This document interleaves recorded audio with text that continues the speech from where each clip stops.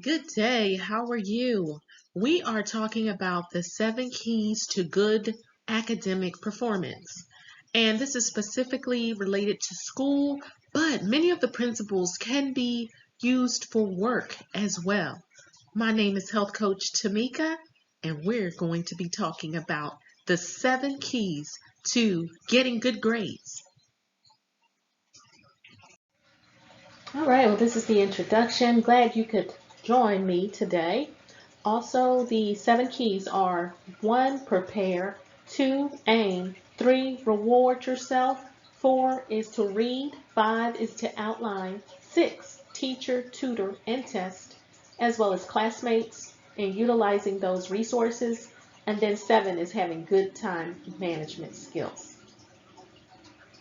First things first, it is so important to prepare.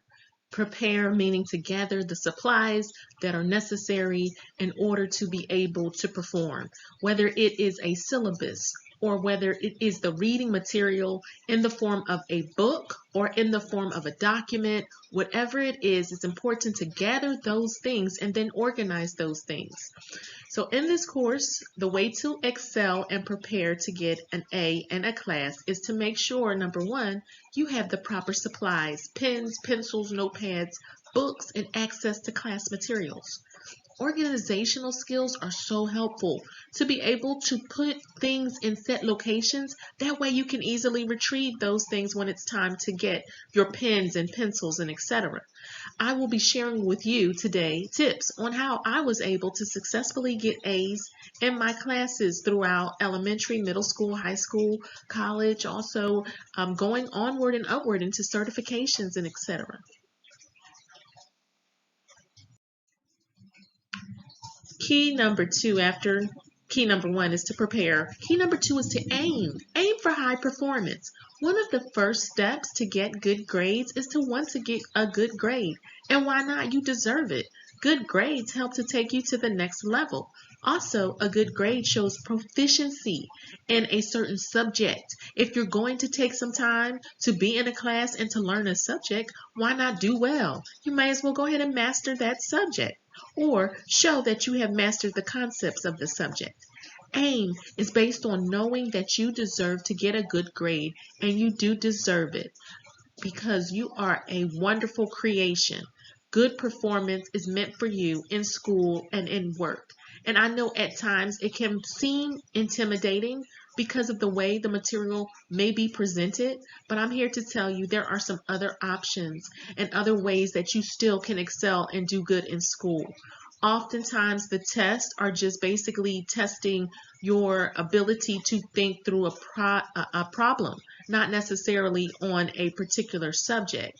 And so once you learn those problem solving techniques, you can apply them to pretty much any subject, math, science, social studies.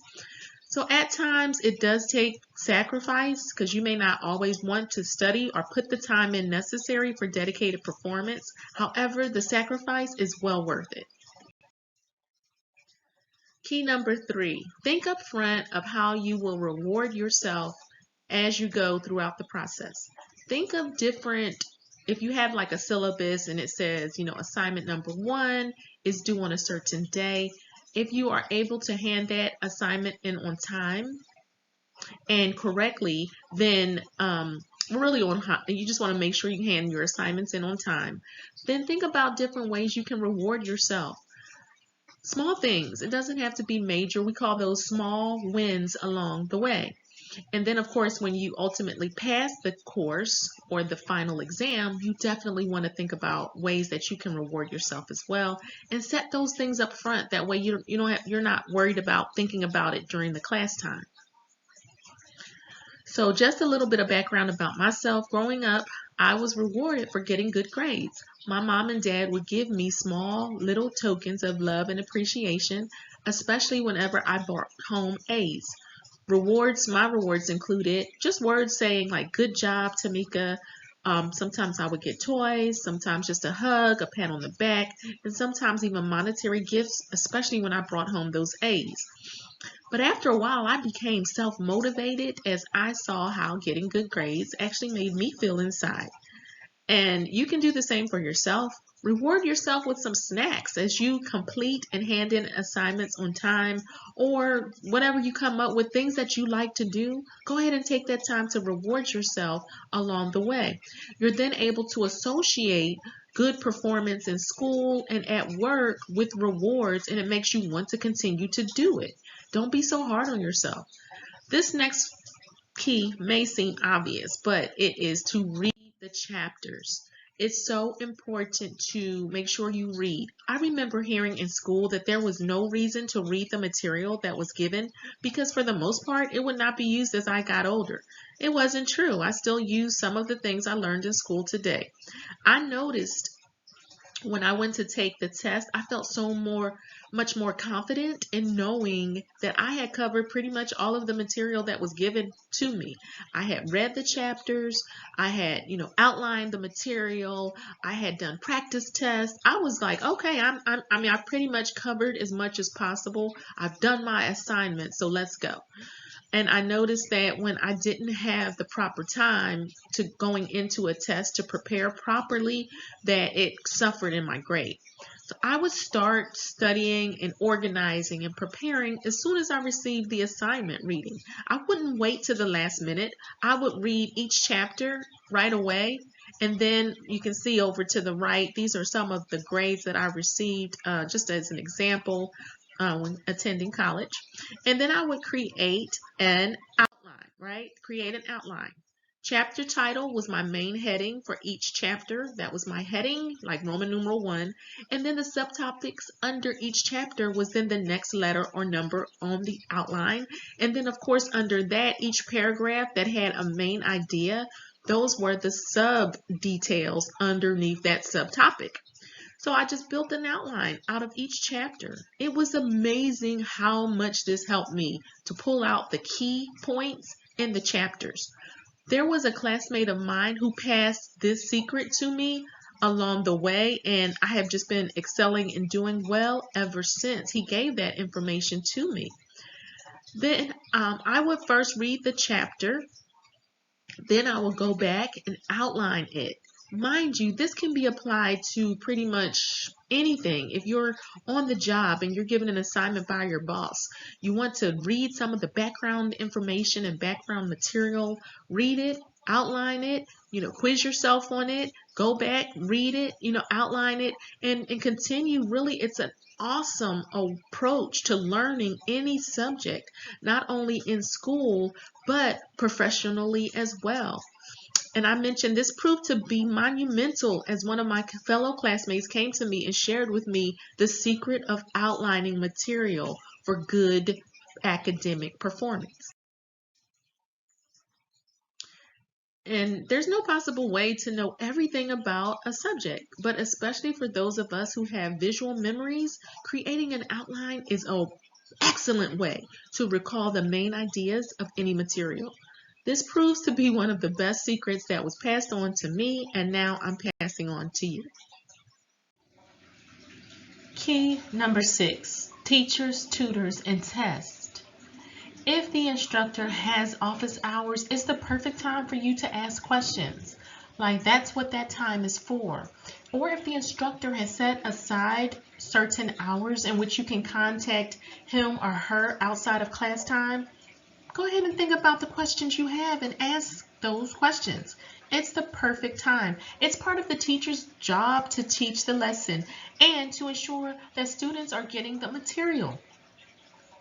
I remember I had a teacher and I would ask questions over and over again, different questions during his office hours. And I was determined to get the answer. He soon became aloof with me, and I had to go find a graduate student as a tutor to help me. Thankfully, my school provided that tutor. I did not let the teacher's resistance stop me from excelling in the class. I was there in school to learn, and I was going to get the material and answers no matter what I had to do. I was talking to classmates and my tutor. I had trouble understanding the material and how it was presented by the teacher. So I thought about different ways to still get a higher grade than even a B by working with the tutor that my school provided. The tutor presented the ideas in a different way, and I was able to excel and get an A in that class. And then key number 7, again, teachers, tutors, test, study with your classmates. It can be online or Zoom or face-to-face. Still connect with other students. It's valuable to be able to build on one another's ideas, perspectives, and to see the material through another person's eyes. Like, oh, I didn't think about it that way. Take the time to still get to know others in your classroom, whether it be virtual or face-to-face, and bounce some ideas off of them. Or the way that you have solved problems, bounce it off of them to get their thoughts and see what they think. And then tests. The other thing in terms of getting A's is to take as many practice tests as possible. Sometimes a teacher may have some practice material outside of what was given in class, and you may ask the question, like, well, do you have any practice tests I can take? Is there any extra material that I can do to continue to get a good grade? And you'd be surprised. You can even ask if there's extra credit assignments to see if it's even possible. Make sure you, of course, turn in all your assignments on time. That's an important part of getting an A in the class. Practice good time management. This is a bonus tip, right? Don't wait to the last minute to study. As soon as you receive your syllabus or your assignment, hop on it. It takes time to digest material in the mind and the brain, and oftentimes with these shorter classes, we just don't have enough time to fully get the information, digest the material, and understand what the class is about and what the class material is. And it takes time to finish those practice tests as well. We don't want to rush and try to cram everything in at the last minute. Now, I remember, of course, when I was in school, at times I had to cram because I had so many classes, I just didn't have enough time in the day. But my normal mode of operation was to use an agenda and time planning tool, which is, by the way, on the website as part of the goal planning packet, which is the goal packet. I was able to utilize that tool to schedule my time and activities of the day. So it helped me with good time management.